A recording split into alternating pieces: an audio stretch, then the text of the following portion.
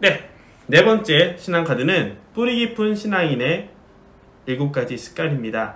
네, 신앙생활이라는 것은 어느 순간 한 번의 체험으로 끝나는 것이 아니에요. 매일매일 꾸준히 살아가는 가운데서 내 신앙이 커지는 것이죠.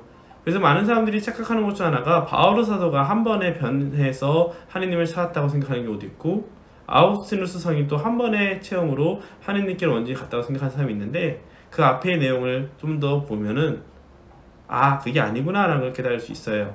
곧 바오로 사도는 평소에 율법과 하느님의 뜻을 찾아왔고 공부하고 익히려고 했던 분이셨고, 아우구스티누스 성인 역시 삶의 진리를 찾아서 다양한 가르침을 배우고 익히고 살아갔던 분이셨습니다. 다만 그런 가르침과 배운 것들이 단 한 번의 커다란 체험을 통해서 온전히 체화된 것 뿐이겠죠.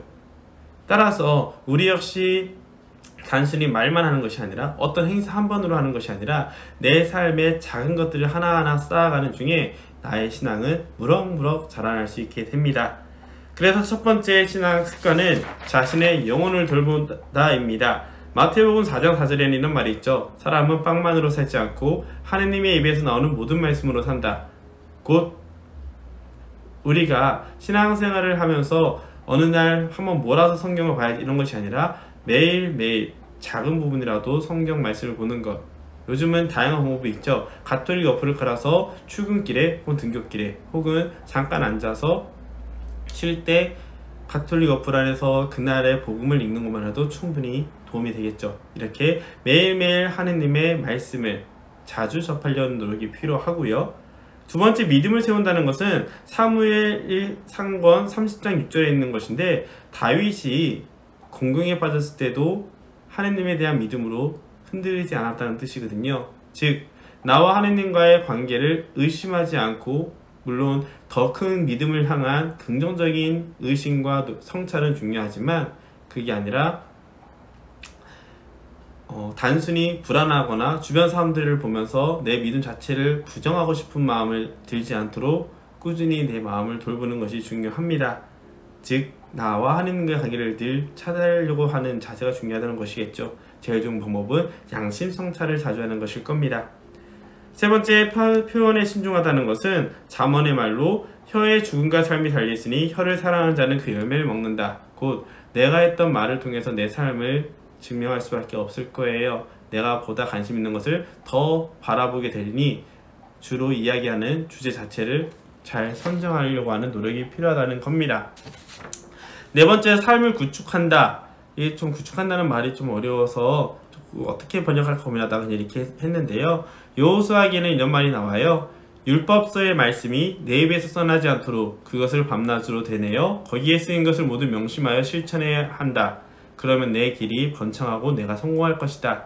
즉, 내가 단순히 말씀을 듣고 지나가는 것이 아니라 내 삶에 어떻게 적용할 것인지를 고민하고 성찰하고 계획을 잡는 것이 중요하다는 것이죠. 즉, 따라서 내 삶을 그냥 자연스럽게 흘러가는 대로 두는 것이 아니라 주도적으로 믿음의 삶을 살려고 계획하는 것을 의미합니다.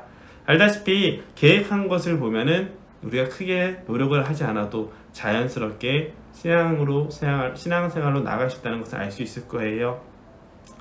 다섯 번째, 찬양을 통해 마음을 키운다는 것은 일반 가요를 불러도 좋지만 내가 자주 이야기하는 것에 내 마음이 가는 것처럼 자주 하느님에 대한 찬양을 읽는 것은 내 영혼을 위해서 큰 도움이 됩니다. 여섯 번째로, 성령 안에서 기도한다. 유다서의 20절의 말씀인데요. 여러분은 지극히 거룩한 믿음을 바탕으로 성장해 나가십시오. 성령 안에서 기도하십시오. 나 안의 힘으로 기도하려기보다는 언제나 하느님과 함께 기도하고 하느님이 나를 이끌어주고 있다는 것을 잊지 않으시길 바랍니다. 일곱 번째로는 온갖 짐을 내려놓는다는 것으로, 이게 단순히 삶의 고통과 어려움을 의미한 것만은 아닙니다. 히브리서 12장 1절에 이런 말이 나와요. 우리도 온갖 짐과 그토록 쉽게 달라붙는 죄를 벗어버리고 우리가 달려야 할 길을 꾸준히 달려갑시다. 신앙생활을 꾸준히 나아가는 데 있어서 자꾸 이런저런 고민과 걱정, 관계 안에서 내가 어떻게 할 수 없는 일을 고민하거나 불안해한다면 제대로 달리지 못하겠죠. 내 마음을 보다 가볍게 하는 것이 중요합니다. 신앙생활 안에서 너무 거창한 계획을 잡기보다는 꾸준히 앞으로 나아갈 수 있도록 가벼운 마음, 하지만 열린 마음, 그리고 뜨거운 마음으로 나가려는 자세가 필요해요. 이렇게 매일 말씀을 가까이 하는 것, 내 영혼을 돌보는 것, 그리고 믿음을 세우고 내가 주로 관심을 갖는 토픽을 신앙과 관련된 것으로 잡는 것, 그리고 계획을 잡고 자연스럽게 살아갈 수 있도록 만드는 것, 자주 하느님과 관련된 감사함 표현하는 노래를 성가를 부르는 것도 굉장히 좋겠죠. 그리고 주도적으로 삶을 만들어가는 것, 이런 것들을 통해서 우리의 신앙생활은 우리도 알지 못하는 사이에 조금씩 꾸준히 성장할 수 있을 겁니다.